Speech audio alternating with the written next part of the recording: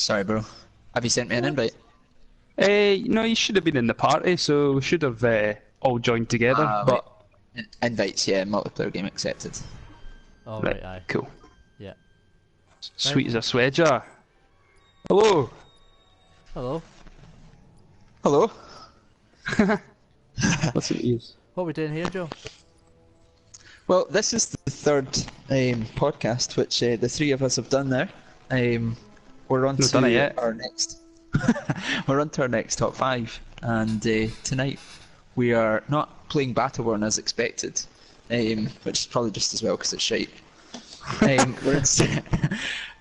We're instead playing a bit of Star Wars, and we're going to be talking about our top five games, the top five storylines in games. It's quite a happy accident that Star Wars is the Rogue One trailer's on at the moment, and here we are, jumping on the bandwagon. Yeah, exactly. Aye. Who doesn't Not to like Star mention- Wars? Not to mention the release of the new movie coming out on Blu-ray next week as well. I've got that There we pre-ordered. go. Yeah, Oh, aye, yeah. all the stars are I've aligning. I've completely forgotten how to play this game though. I've not played it in a while. How about yous? Just point and shoot. Aye. Yeah, I'll be fine. Yeah, I was shite anyway, so. Have they released any new maps for this recently? They have. Yeah. Do you not have a top 5 written to start the show? Alright mate, alright, simmer down. Yeah, so I think the tradition here has been that the main presenter has been kicking off his top five first, is that right? Correct, that's Yeah, I correct, think so. Yeah. Okay. Although Mike, Dan, your mic is pretty quiet. I don't know why that is. I'm having difficulty hearing you. I'll stick it right in my mouth. There we go. That better? I like when you do Yeah. that. Aye. Yeah, that's a bit louder. Right then, yeah, so for, off you go then, Joe. So for me, I've been playing a lot of the Telltale games recently, and I love them for a start. And I think I think that, you know, and I thought about what it is that I enjoy about them in particular, and that is the story. I mean, I think we'd all agree that the main defining point of those games is the story that it leads. So Yeah. Usually, yeah. So I wanted one of the Telltale games to be in there for me, and I think it would have to be the original one that kicked it off for me. So Walking Dead Season 1. So that's going to be my Ooh. number 5. I think That's a pretty good choice.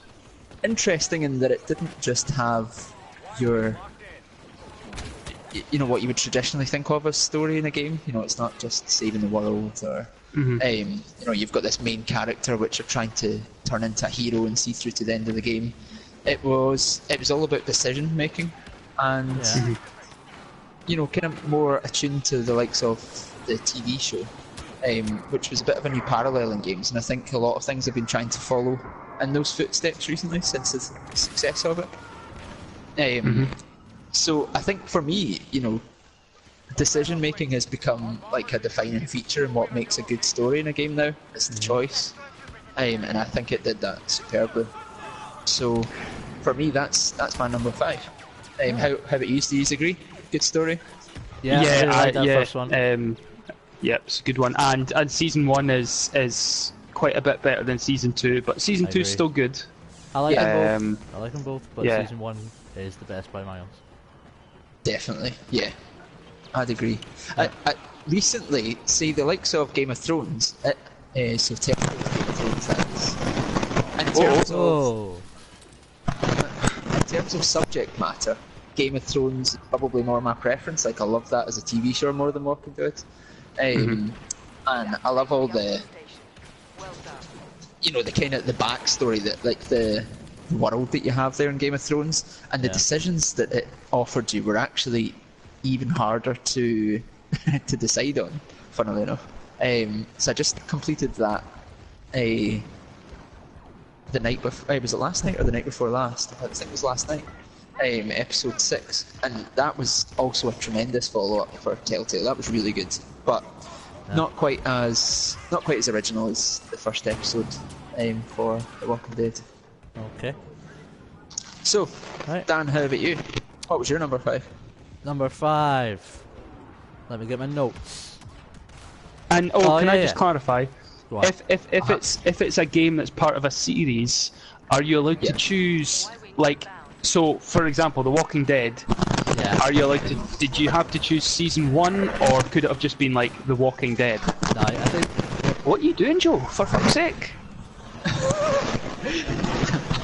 What is he Like I doing? say, I've forgotten how to Are you play this. surfing or something? Jesus! Your mic's going What was fucking that like? haywire. Your mic's going absolutely mental, Joe. Oh dear. He's dead. He's been killed. Yeah, he's dead. How's that? That's better. Jesus.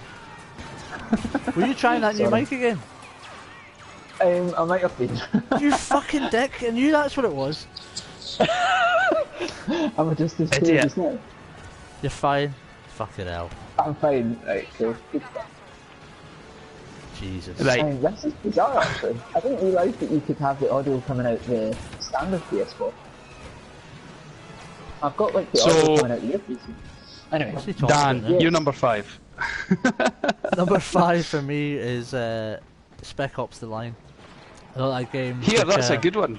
I thought it took a really kind of tired theme at the time, which was the kind of desert warfare sort of thing, Iraq and whatnot, Afghanistan, and actually did something interesting with it, with the kind of hallucinations and the big twist at the end. Yeah, I thought it was really well done, really nice surprise. Would definitely rank it up there as the top stories.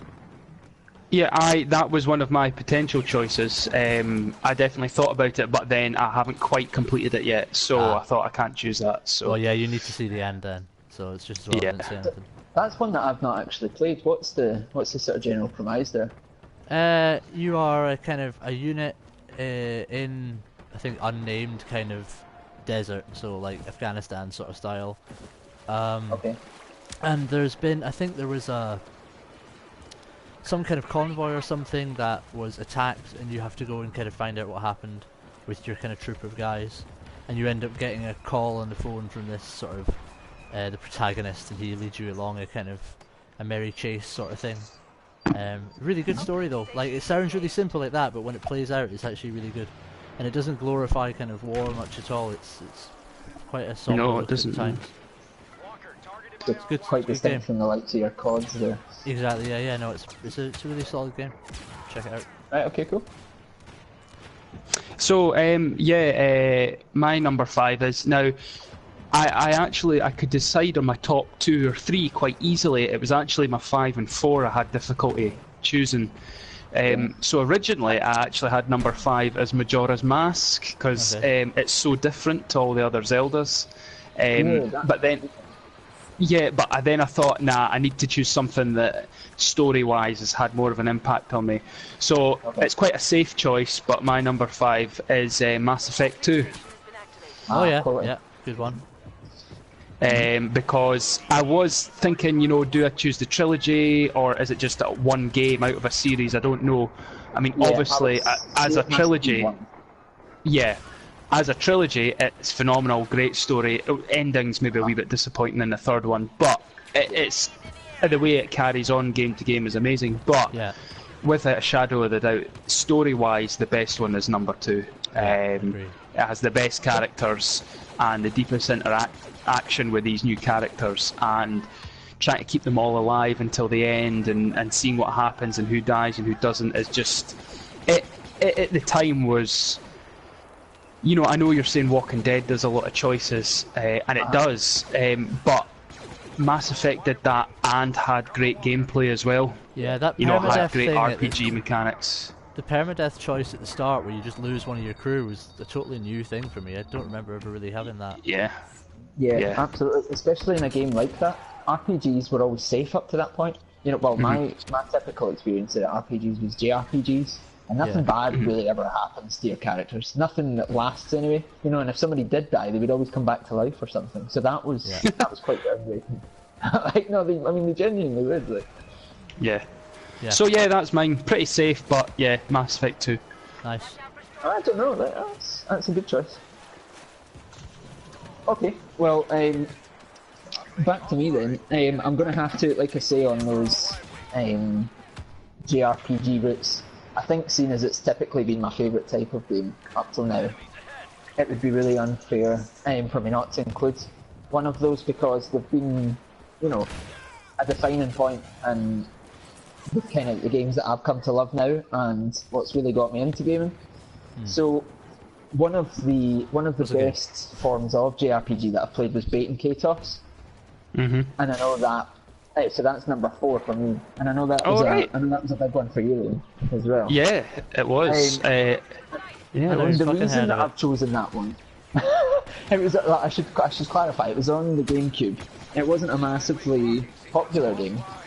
In terms of, it actually had really good gameplay as well. The combat was turn-based style, but it was slightly more live-action turn-based, and it was involving cards. But more importantly, on the story, the world in that really appealed to me. I loved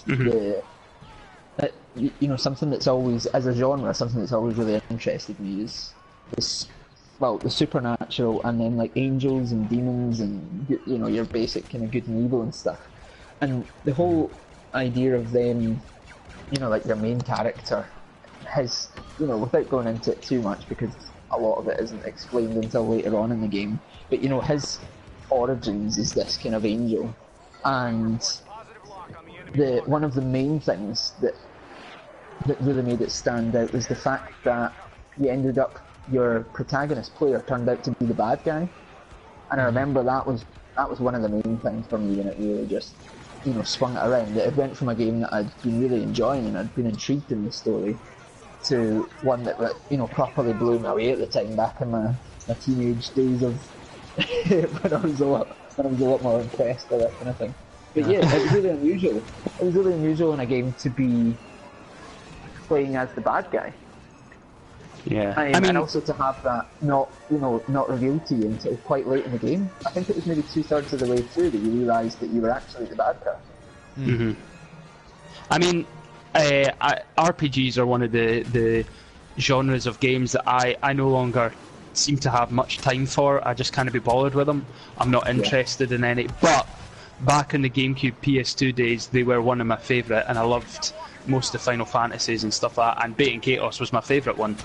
So, that's a good choice. Missed that game actually. It was never good. heard of it.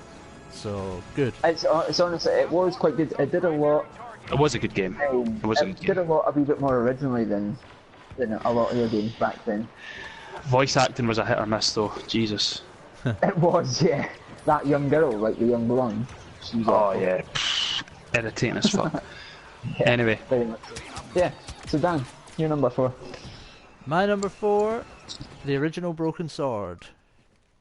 Oh, good choice. Yeah, I love my point and click adventures, and and that's one of my favourites. That was the first game I remember playing where I was like, oh, games can actually do serious stuff like murder and all that sort of thing. Oh, it's telling me I've got a bad connection. I'm alright. I can't believe I forgot that one actually. That would be right up there for me too. I love that game. Yeah, and like George Stobart and Nico, just like really great characters, really well written. Totally treated the player like intelligently and didn't just have to have any kind of stupidness in it. And then it has all that Templar shit which I was really into for some reason, just kind of like myths and Indiana Jones sort of stuff. It was great. Yeah, there's been a few games that have focused on the Templar.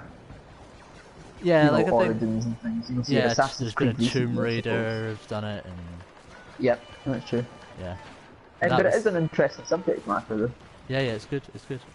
But yeah, it's that's probably mine then. Number 4. Never played those games. Never played them.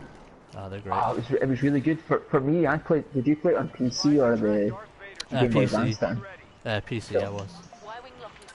My first experience of it was on the Game Boy Advance. I think they did a really good port of it back then.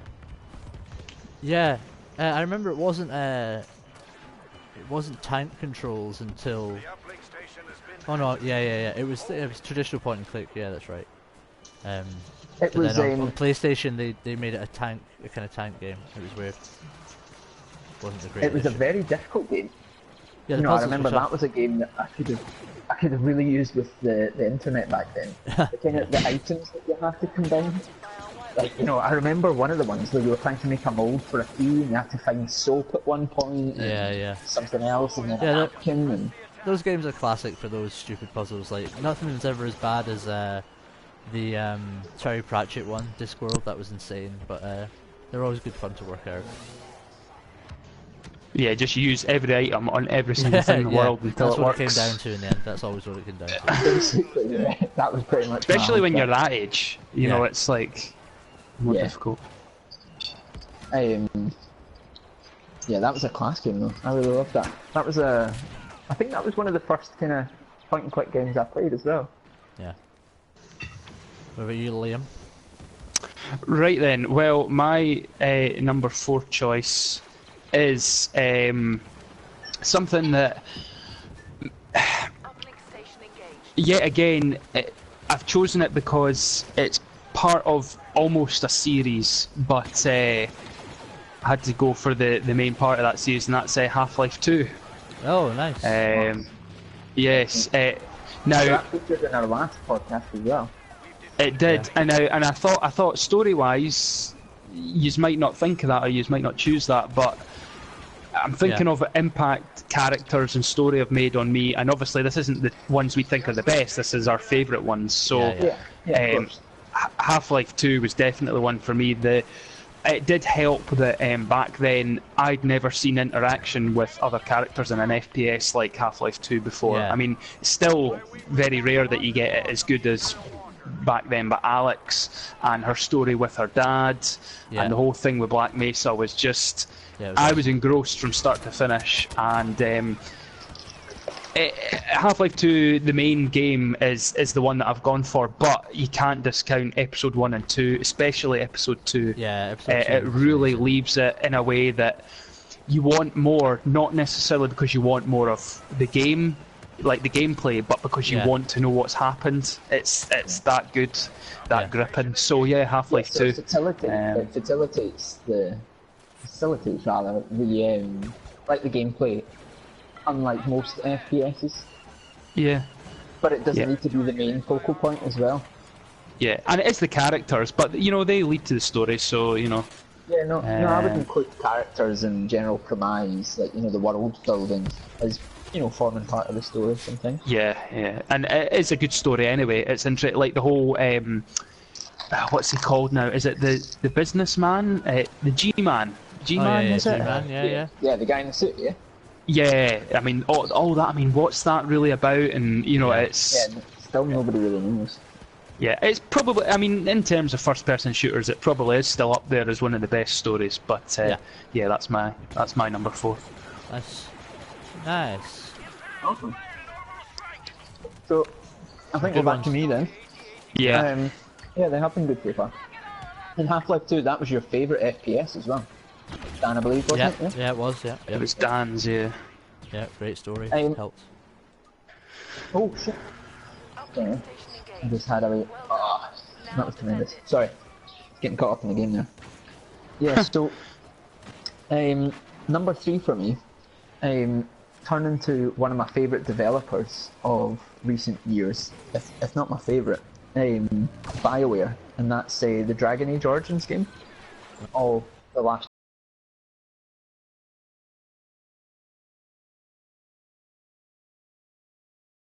generation on the Xbox 360. Really? Dragon Age Origins was a really good example of how an RPG can be done now, and a good Western RPG, as distinct from all the JRPGs that I've been enjoying up until that point.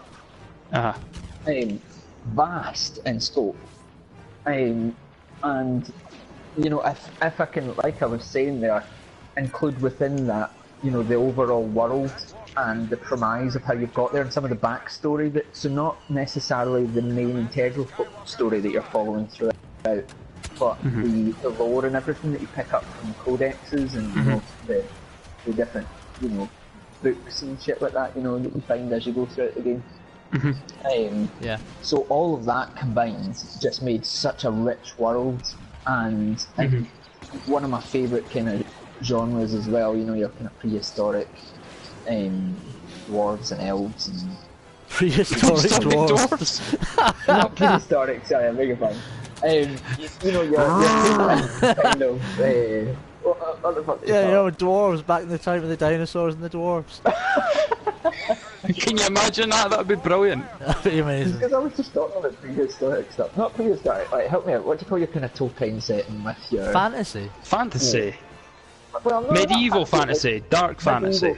Yeah, like Right. medieval dark fantasy. Like, so... Yeah. Goblins and shit. Aye, Goblins and orcs shit. that. Swords as opposed to guns and shit. Yeah, All swords that. and sorcery. Yeah. 9 kills, 27 deaths. Helping my team out. MVP! Oh, Well, I could not have been much better than you there. I was atrocious. How did I get most valuable player? MVP? How did I do that? Well You done. must have got a lot of points for stopping the AT-ATs. I think I know what your favourite FPS is. You know what? I said what it was last week. But yeah, so Battlefront. the reason Oh. why one of the other things that Dragon Age did so well was the kind of internal prejudice that you had going on between the different factions there. So there was a lot of, there wasn't much love between the likes of your elves and your humans and things, and it built a really rich backstory as to why that was and the persecution that they'd experienced, and allowing you to choose which origin story you focus on. So whether you're a mage and you're dealing with the difficulties that they've had to encounter with, succumbing to their arts, and being under the watch of the Templars in that game, not Templars in the same way that we were talking about earlier. Yeah. Or whether you're a dwarf and you've been confined to the mines, or The dinosaurs. The Yeah. dinosaurs, exactly. Yeah. Or whether you're one of these downtrodden elves living in poverty within, the slums and the cities, and the humans lording it over you. It was just About done. I bet time they're we still all smug got it. though. Aye. They're always that smug. It was, It's about it was done in a time. really good way. What? It was done in a really good way. Right. Is it me again? No. Yes, it is. Is it? Yeah, she did. I've never really played the Dragon Age games, so I don't have a... No, they're shite. Yeah, you didn't really enjoy it that much playing, to be fair, did you? Ah, I fucking hated them. Well, did you play more than one? Yeah, I played the first one, and I played Inquisition. Oh yeah, that's true. Well, I Oh, think yeah, I played got the Inquisition. I don't remember it. Yeah, I didn't really like the story as much in Inquisition. That was kind of why it fell short for me. The visuals and the world were pretty good, but yeah, the story was lacking, which was the most important thing in the other games. Yeah. Yeah, and there's a lot of choice in those ones as well. Yeah, there is, absolutely, yeah. As BioWare does with all its games, I think. Yeah. Yeah, so Fucking in combat. my number 3 is Bioshock. Yeah. Yeah, so it made it in there. Excellent. Yeah, just a great kind of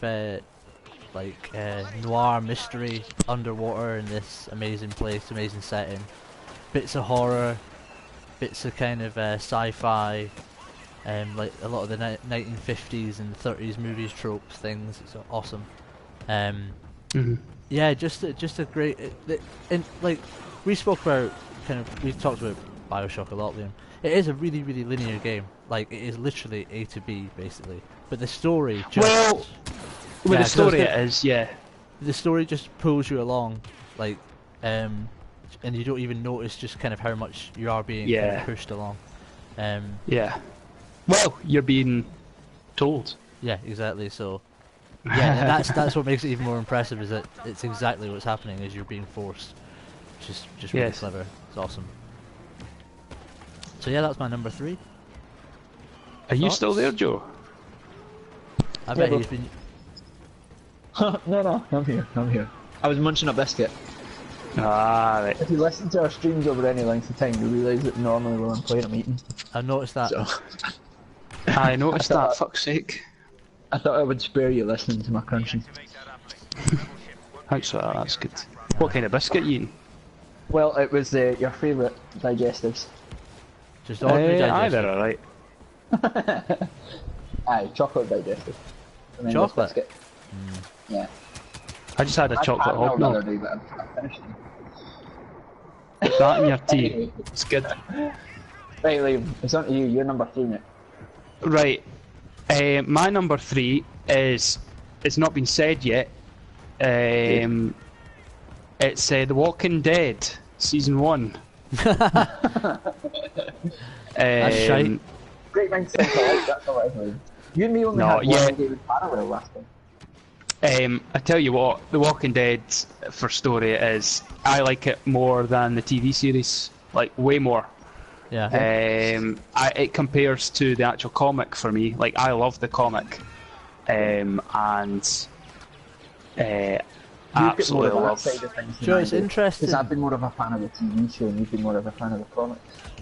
It's interesting. Me and my girlfriend are rewatching. Me and Tash are rewatching The Walking Dead at the moment because I gave up on it in season 3, and it is weird how much of it I'm going. Is he? I'm waiting on someone appearing, and then I'm like, oh no, hang on, that was the game. And then I find myself just wishing I was watching the story of the Walking Dead game, the first one.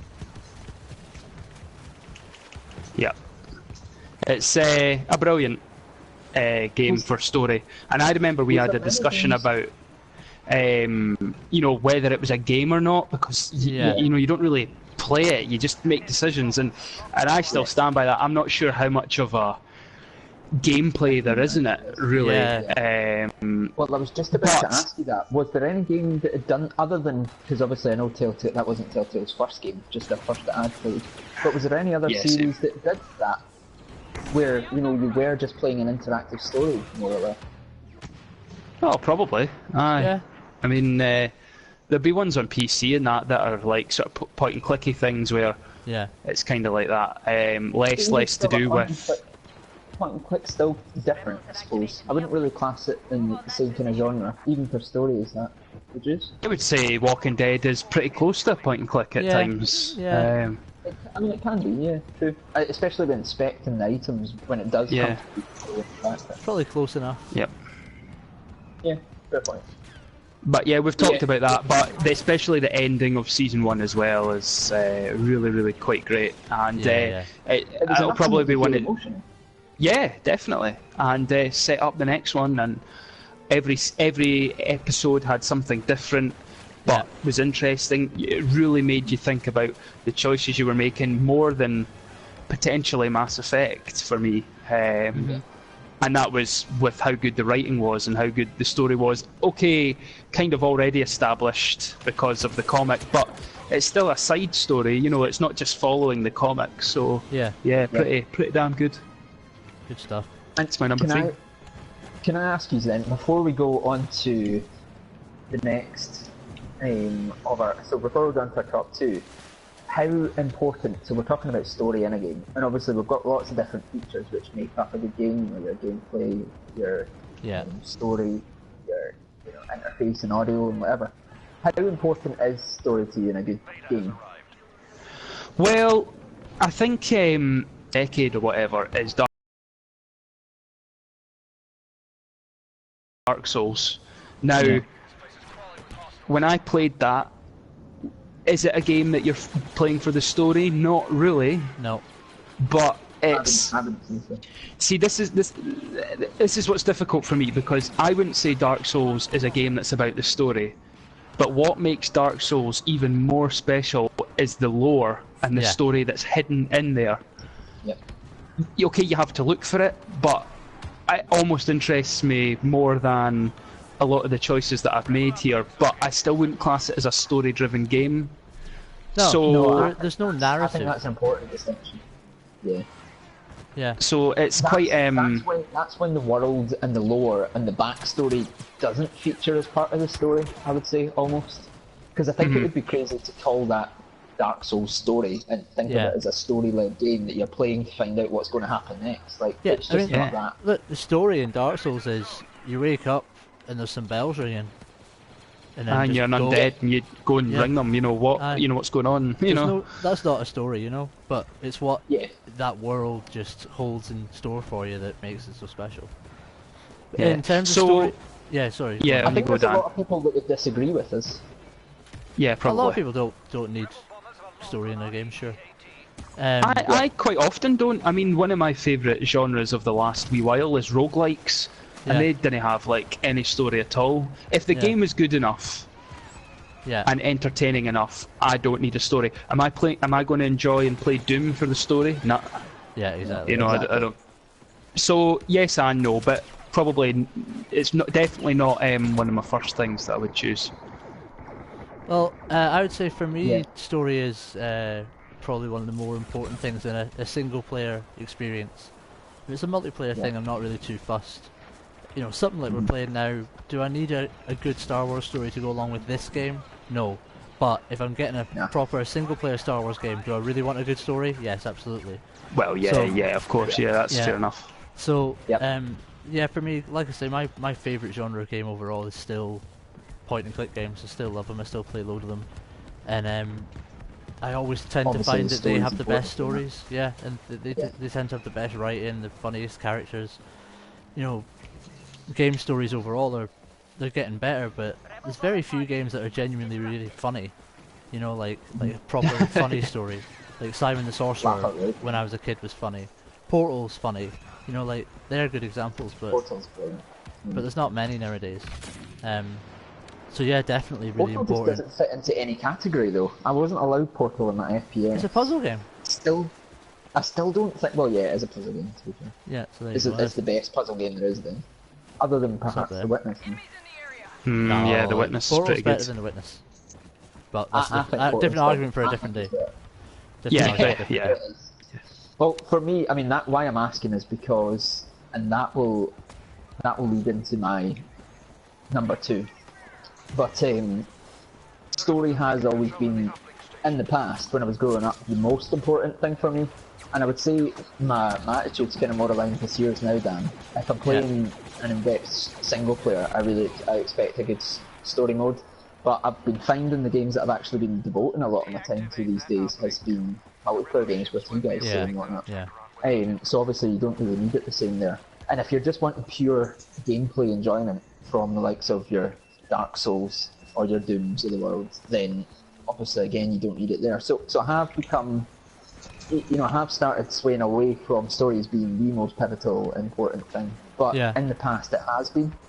And so that's why my favourite game of all time, I know Liam knows it, I'm not sure if you know it, Dan, is Skies of Arcadia Legends. Yeah. And so I think it would be crazy for me to say that it's my favourite game of all time, and that story's the most important thing for me, and for it to then not feature in my top 5.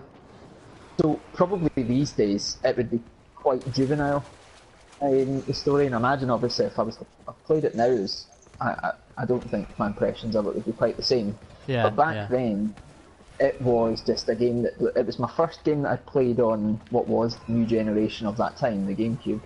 Albeit that it was a Dreamcast remake. And I just completely fell in love with it. I'd played RPGs up to that point, a lot more sort of 2D, side-scrolling, or on the Game Boy, the likes of your Golden Suns and whatnot.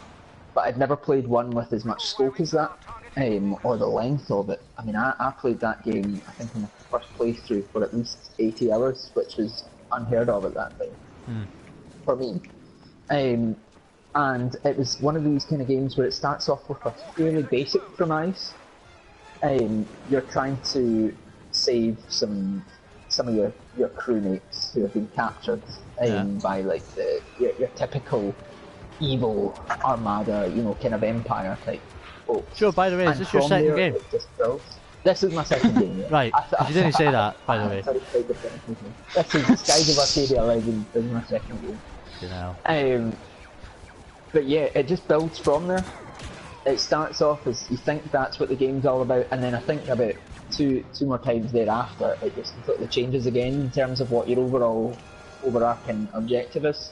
Yeah. And the characters I just fell in love with, and I did with the rest of the game as well. So I think it would be quite hypocritical of me to say that was my favourite game, but not to have it in my top 5. So it's my second, but it didn't quite make it to the top spot. Alright. Well, again, never played it. So you don't seem to be much of a GameCube man, other than your kind of I got the GameCube for Resident Evil 4 and the Resident Evil 1 remake. That was the only reason I bought it, and that's pretty much that, and a couple others. I played Double Dash, is still probably the best racing Wind game Waker? ever. Yeah, Wind Waker 2, that was the other one, yeah. So was that literally like the only 3 games that stuck with you for the GameCube? Yeah, well I bought the Resi 4 GameCube, so my GameCube's the Resident Evil 4 version. But yeah, that's the only ones. I liked the other games, I liked Beautiful Joe and stuff, but you know, top 5 GameCube games is a top 5 for another day, isn't it? Oh, Yes. we're going to have a top 5 hardest games shortly, of which Beautiful Joe should be definitely in the Number top 1. 3. That was a fucking impossible game. Did you find so? Slightly off tangent, but yeah, Dan, did you find that game difficult? It was hard as nails. Yeah. Hard it as really nails, was. yeah. But aye. Who be on? So you're Is it number me? 2, So Dan. it's you for your number 2, Dan. This was the toughest choice. Because there's... I wish I just had one more space. I should have bumped, Yeah, I should have so bumped that- one earlier, yeah, because I had the problem is I that done my feeling. list, and about halfway through it I just remembered one that I have to put in there. So I'm gonna go with The Last of Us for number 2. Yeah. Mm. God, I almost forgot that one. I think that the game, while brilliant, you know, it wasn't without its issues. Like, there was some weird behaviour of like the little girl that's with you, like she can't alert zombies and blah blah blah blah blah. But Yeah. the story was just so like brilliantly told. The way they did it in the seasons. It's kind of what you played it His for. yeah. I mean, even if you ignore that opening, which is like must be one of the most brutal, kind of emotionally brutal openings in a video game ever.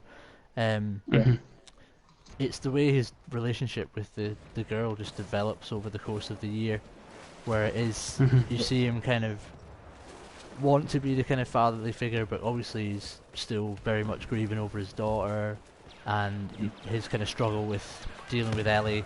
She's obviously a very independent girl, blah blah blah. So yeah, it just does so many things really well, and just never feels forced. No. I think one of the really Characterization is so strong in that game. yeah, and I think one of the really special moments in the game is when you're going to the university campus, you know, before you see the giraffes and stuff, which is a really awesome moment. But it's they do a thing where Ellie's afraid of water because she can't swim, and instead of just like going, oh, we need to go around, Joe gets in and he like puts the thing up and then pulls her across like you would, like a real person would do. And that's like the characters just behaved like real people, and they spoke naturally. The small chat as well, like the little bits of chat and everything like that. Yeah, and they I just fit. I mean, that was a game that had genuine comedic relief as well. Like you Yeah, said. it did have funny moments. Yeah. I love this part, you know, when he was taking the nick out of, you know, asking about what the porn mag was and stuff in the back of the car just before they got attacked. Like, that was so good. Yeah, and like those characters and the story that they live in is just, I mean, it's nigh on perfect in terms of like for just the sense of place. It's just really well done.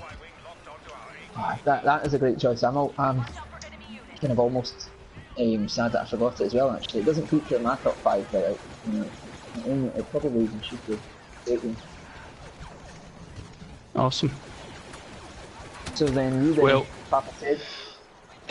My number 2 is, unfortunately it's already been picked, it's Bioshock.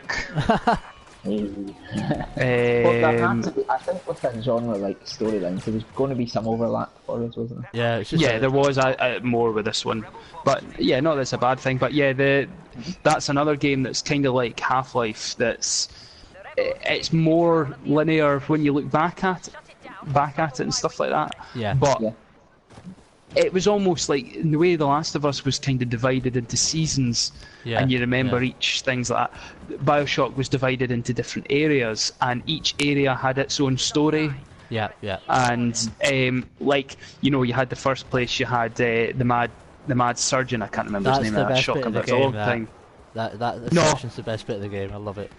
No, the best bit of the game is the third area, and it's not Frank Fontaine, sorry, Sander Cohen, and he's the artist. Oh no! And he I gets thought that you was the to bit go- I was talking about. No, the the surgeon, surgeons at the beginning of the beginning yeah, of the game. It's Sander Cohen. That's who I'm thinking of. That bit's the best. The guy with the kind of bunny mask. Yeah, Yeah. Yeah, that was phenomenal. And then the twist. I mean, obviously, Joe, that was ruined for you. Discussed that last week, but I mean, that's probably still the greatest twist for me in video game history so far. Really cleverly done. Really cleverly done. I think I sat there with my jaw hitting the floor when I heard it, and it was so simple but so clever. Yeah. And brutal as well. The way he brings it across is so brutal and violent, and just the whole thing together just fucking hits you, and you're like, boom, whoa, that's amazing. Infinite was all about, see the discovery in Bioshock Infinite as well, like, by the time you get to the end, and suddenly when all the dots just connect, and you're like, oh my god, this all makes sense. They're very clever. I will say about Bioshock Infinite is, see when, spoiler alert if anyone's not played it, see at the end when it warps you back to the Rapture, I was just like, I could do another 7 hours here. Can I go explore the Rapture? You should have got the DLC then. I never did. But that's what I was thinking at the time. I don't think I fully appreciated Bioshock Infinite until the end of the game as well. It wasn't until right at that last moment when everything fully came together that I went from thinking the story was good, and I liked it, and I liked Ellie, not Ellie, sorry, Elizabeth. I liked their kind of character relationship. I didn't love it, and then all of a sudden, I felt emotional. Like I say, almost kind of emotional, borderline emotional watching it. Just at how epically clever it was and pulling it all together. Very clever. Yeah, definitely. Okay, well, without further ado, that's us into the top. Mine hasn't been said, but it's been alluded to. I didn't want to say too much about it earlier when you were mentioning it, but my top is Mass Effect. Right. Yeah, first one. And that's why I was going to say I could disagree with you earlier when you were saying that the story was the best in second. Like you say, I'd love to include all of the Mass Effect games as one genre, but if we have to narrow it out, the first one was there for me. Not least because it was the original and it was the one that had the impact. But I think actually I found the bad guy. God, his name's just coming out of my head. It starts with, it was like Saracen, or what was? Yeah, Saracen was he was who you thought was the bad guy. Yes, yeah, he wasn't actually the bad. He wasn't the enemy, but he was the face of the bad guy for you. So I thought he was a tremendous, very evil, very original bad guy. And then when you really got to find out that, kind of in, like I was saying with Skies Arcadia there, where you've got your initial concept, you think he's your bad guy and he's who you're going after, and then you find out as a lot of RPGs do well, you find out there's a whole load more to it, and there's a lot more at stake. In the galaxy in this case. I love that part about Origins. But then also in terms of introducing you to stuff, if we're able to include the world that it's built there and your overall lore that you find out through wee tidbits, especially through side quests, that was so strong in Mass Effect. And I love, I've been talking about favourite genres and stuff, but I think if I was to absolutely narrow it down, the genre that's really always appealed to me since a boy was space. And so, I certainly hadn't really played a game. I don't think we can include like Mario Galaxy as being one. I hadn't really played a proper space game until Mass Effect. What was the best space game, was it? Yeah, no, I'm just kidding. So yeah, it was the first that really properly explored that genre for me. It was amazing. So it was amazing. Absolutely everything just ticked off every box for me. It was like the biggest game. I mean, it's just... I spent ages sometimes. I diligently read every bit of backstory in that game, whereas a lot of others will skip over and you're like, nah, I've not got time for this. Get me to the action. Get me to the main story points. Yeah. That one I actually did focus on everything. I read everything. I soaked in everything. I completed every side mission. I absolutely adored it, and the story was so important to that enjoyment. Oh yeah, it would be a okay game if the story wasn't good. Yeah, but the story made it a fantastic game. The gameplay was made vastly superior by the second one. The gameplay wasn't phenomenal in the first one. It was definitely serviceable. Like, it did a good job, and I loved the exploration in the map. But no, the story was the main thing. The story in the world, probably. Yeah, definitely. Yep, fantastic games, and I still think the second one has the strongest story as well, but the first one's always going to have, for most folk, the most impact, and I think setting the story and setting the characters and the lore and that, the first one did a phenomenal job, and pretty unique for the time. It's maybe not so much now, but it was at the time. I would agree with that. I think the reason why the first beats the second for me story-wise as well is that the second one was so much more focused in its approach. The first one felt more epic, whereas the second one, I mean, obviously it all came to fruition at the end, but as BioWare kind of did with Dragon Age as well, you forgot the overarching story thread that was actually happening. Like, you could forget that there was this threat to the world for a while, because all you were doing was focusing on building your team and finding out about their backstories, which were superb. The characters were great, and it was great finding out about how they'd come to be and how you would recruit them. But you forgot that there was an overall purpose to it all. All you were doing was focusing on your team for a while. Whereas I think the first one was a wee bit more tuned and looking at the overall objectives and the overall threat to the world. And personally as well, my favourite characters still lasted over from the first. Like, say, Garrus was a must-have in my party every time, all 3 games. He died in mine. Yeah, so he did. I mean, that was something I've almost forgotten about. But that was one of the best things about the game as well. Was that everyone had such a unique experience. Yeah. You know, everyone could be playing the same game and loving the story, but having a completely unique experience to it all. Aye. Yeah, good choice. I kind of expected that to be your first choice, but yeah, it's fantastic story. It's definitely up there. I was surprised Bioshock wasn't your first, Liam. Ah, well, you're about to find out my first after your first. Aye. You showed yours a few pages. So there's a weird one with my first. It's probably not going to be one you think I'm going to say, but it's Grim Fandango. Ah! Awesome. So I did think about putting Metal Gear Solid here because I do love the story of Metal Gear Solid, but I think what I actually love is the overall Metal Gear Solid sort of story with everything, as opposed to any one game's particular story. So I went for Grim Fandango, which is probably my favourite point-and-click game, obviously by good old LucasArts back in the day. And remastered too. Yeah, I replayed it when it was remastered, and it's as good now as it ever was. Just brilliant characters. Manny Calavera, the whole setting with the Day of the Dead, and they live in this kind of almost like from the film Metropolis, sort of Art Deco, 1930s bizarre land of the dead.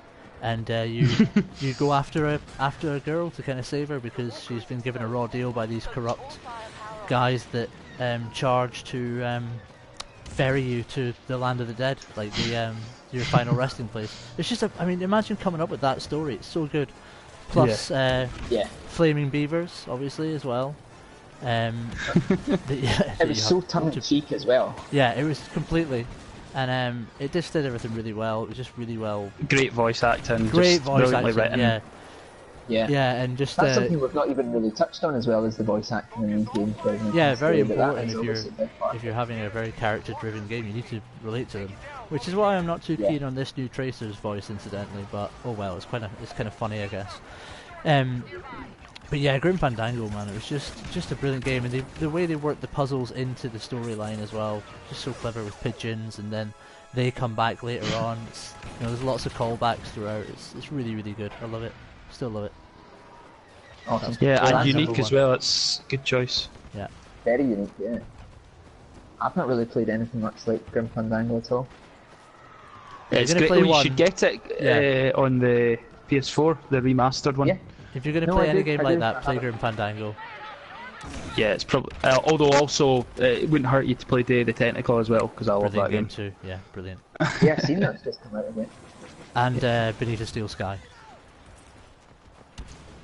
Never heard of that. Oh, it's superb. Absolutely. I'm going to have to play some more of these games. I think back then, you know, I played a few, but I think I was more about the action back then. I still am, but I think now I could probably appreciate a good point and click a bit more. I could. I'll give you a list, man. Like a list of 20 games. Aye.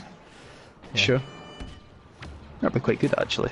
We could each give each other. We could do like a book club kind of thing. We could each give each other a game, and then every week, like, come back and see how we're getting on with it, or something like that. Right, that's a cool idea. I like that. Run it a month. Anyway. Aye. Yeah, sad point, but this is our last one, then. Yeah. So. Mine is not going to be interesting, but it is my #1 pick by a country mile. Like, it was #1 before I'd chosen any of my other 4. Yeah. And that is The Last of Us. Yeah. I knew you loved that one. Like, yeah. it's with the exception of Dark Souls, and this isn't stories, this is just games. With the exception of Dark Souls, it is the game that has made me think, that I've thought about the most, I've been impressed with the most, and it is what, like, it came out right at the end of last generation. Yeah.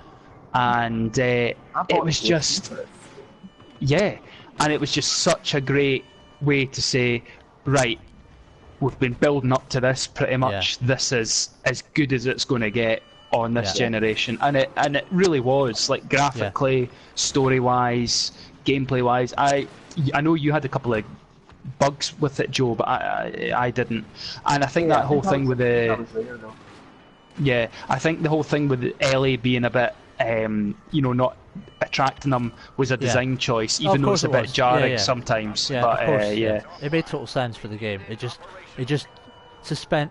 that suspension of disbelief just vanished for a minute when she was, like, scuttling past them. Mm-hmm. But apart from that, the game is nigh on perfect. Yeah.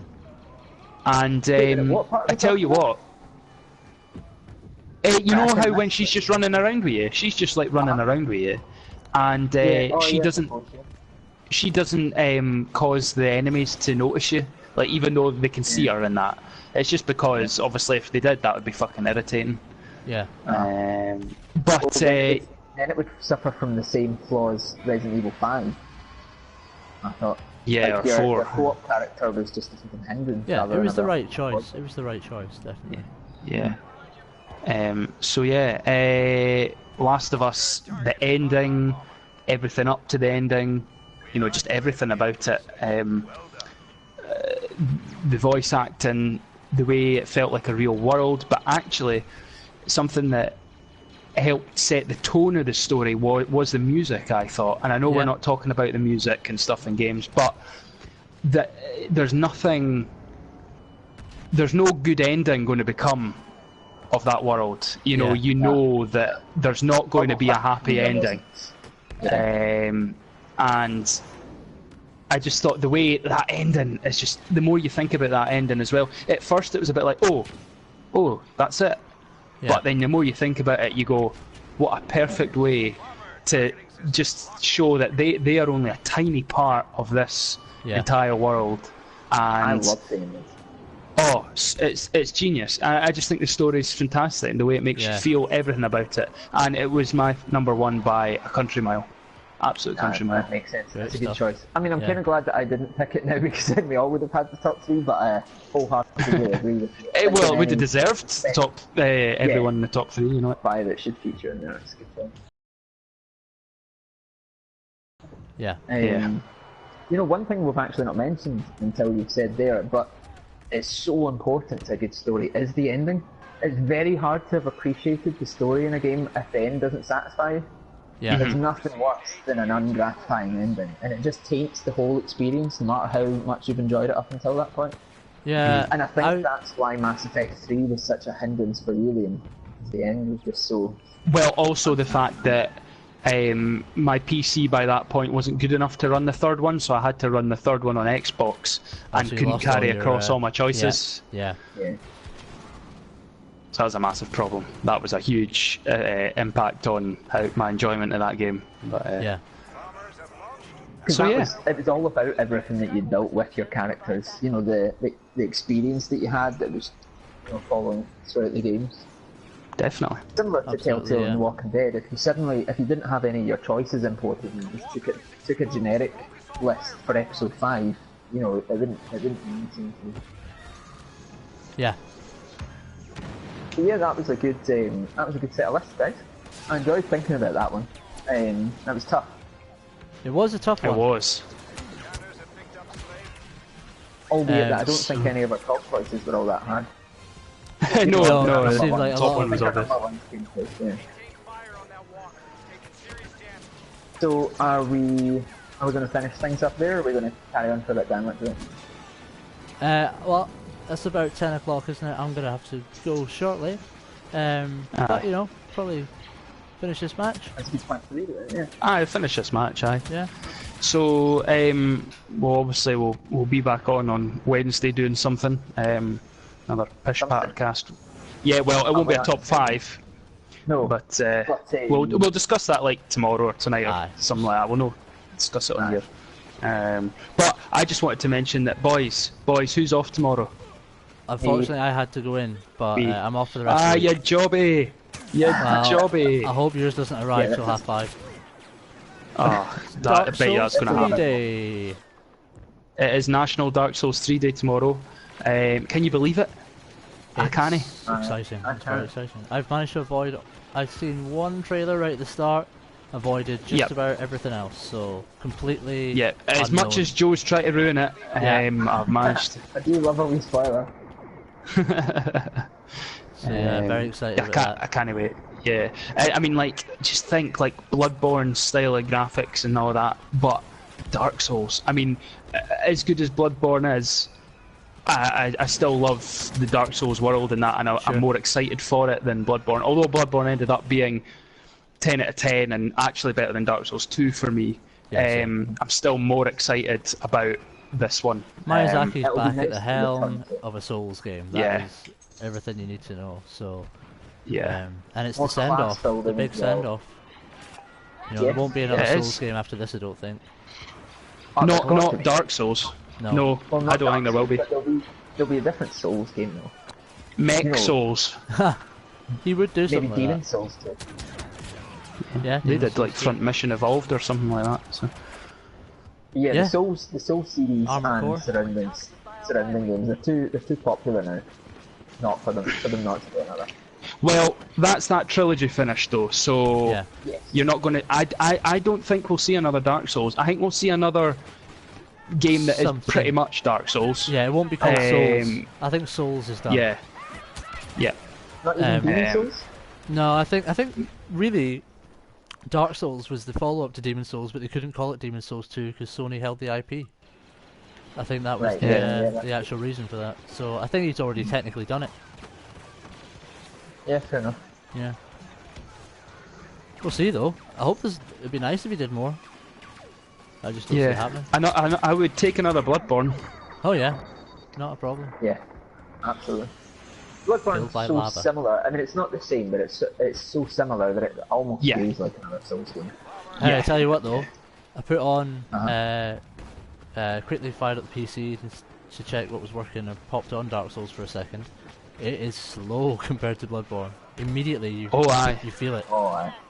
So I think we're going to find a shop tomorrow when we play. I mean, I know this one's supposed to be a bit faster, but I still think we'll be like, whoa, I need to remember and actually raise my shield and things like that, you know? Yeah.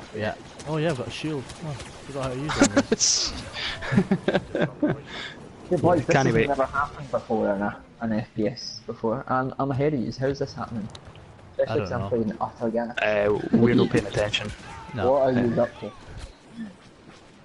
I hate this level. That's the reason. Can't stand it. Oh yeah, it is very dull. I wouldn't. It's too open. It is very level. Liam, I wouldn't worry about not getting it in time before 5:30 because, like I say, that thing that I've got to do, that wonderful headset, it came like 10 o'clock in the morning, so I would hope that it would come quite soon. Yeah, I don't know what I'm going to do with myself until I arrive. I'm just going to sit and like the door like a dog, you know, like just waiting for the postman to come.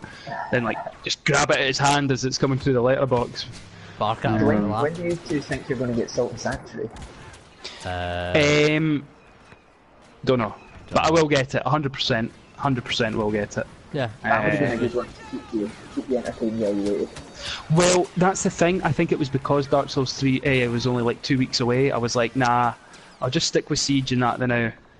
And Hyper Light Drifter, which is what I got, which is a fantastic game. And Dan, you need to play it. And Joe, Yeah. I know you don't play it because you don't have a PC, but you need to get that on your PS4 when it comes out, Joe. I'll definitely Right, we'll call it there then. Call it there, boys. Yeah. Right, well, that was a good one, and nice chatting to you as always. All right. What way to do, Joe? Um, No, what we to do is what is everyone else to do? yeah. All right. Yeah, at Pish Patter on Twitter, and alright, that'll do. Fine. That'd be nice. Alright, cheerio everybody. Bye.